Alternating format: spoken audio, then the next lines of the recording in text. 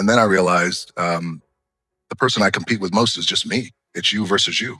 Really, the two things I want to say are, you got to be the hardest workers in the room and don't f the opportunity out.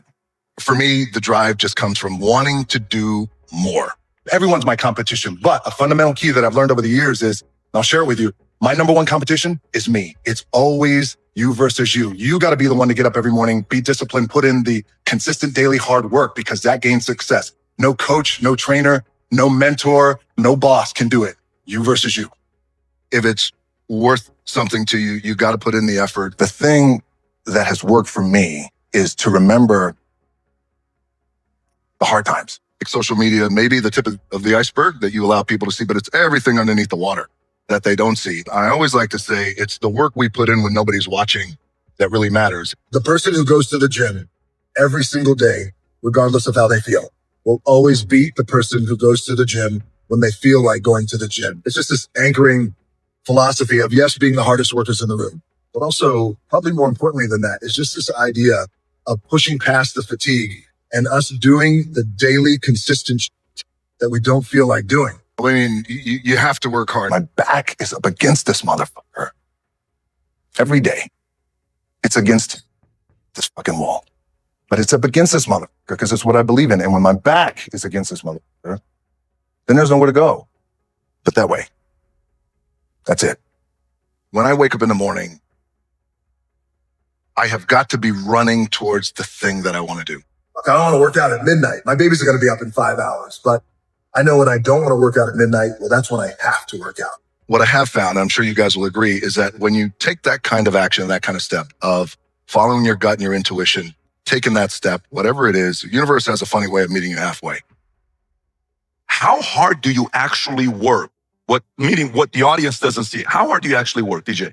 Hard. I mean, it's easy, I think, when you go to work, you got a lot of people around, you galvanize everybody, you could feel the momentum and the energy start to go.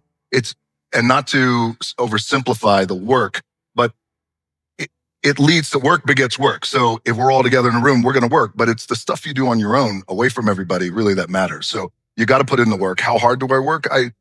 I work hard. Everybody in this room knows, if it's worth something to you, you got to put in the effort. When I wake up in the morning, I have got to be running towards the thing that I want to do and not walking towards it. Not, I really don't feel like doing this, or God, why did I agree to do this? Or why did I get into this business with somebody at such, I got to be running to it.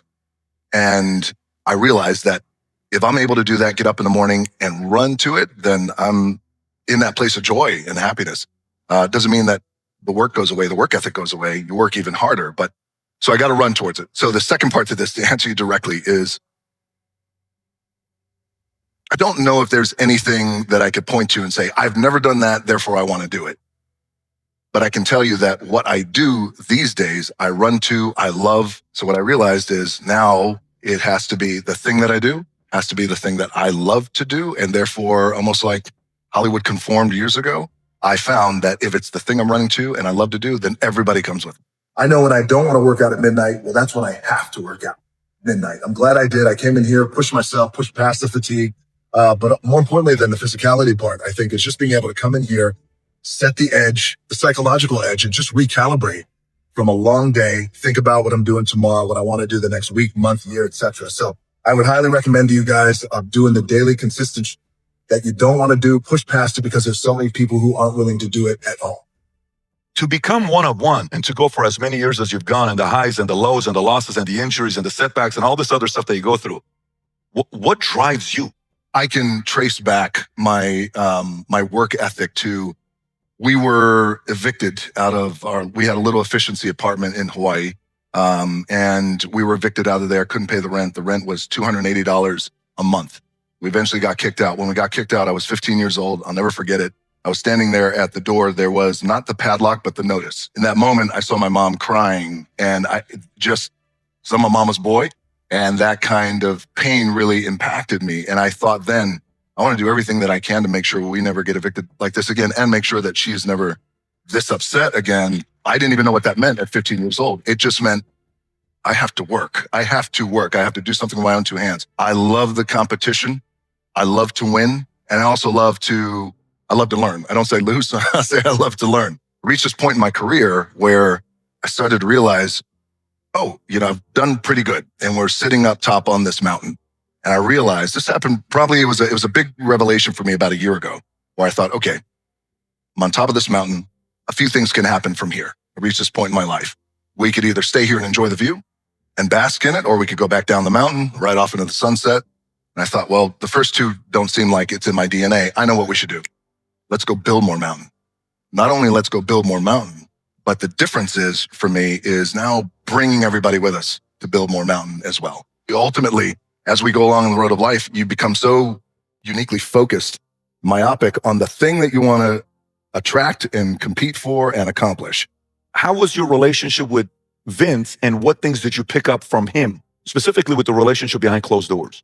The relationship with Vince and I was a great relationship because it was based on, I'm willing to work for every dollar. I'll tell you a story about Vince too as well, that really helped expand the aperture of my brain in terms of business. But our relationship with Vince and I, it was about the work, willing to put in the work. And I have a tremendous, boundless respect for the business of pro wrestling. That is so deeply important to him. That's his life. It's his world. It's his blood. And I grew up in the business of pro wrestling. My grandfather wrestled for Vince's dad in the 70s. My dad wrestled for Vince in the 80s. So I went into this with a tremendous amount of respect and reverence, willing to put in the work. Let's get to work.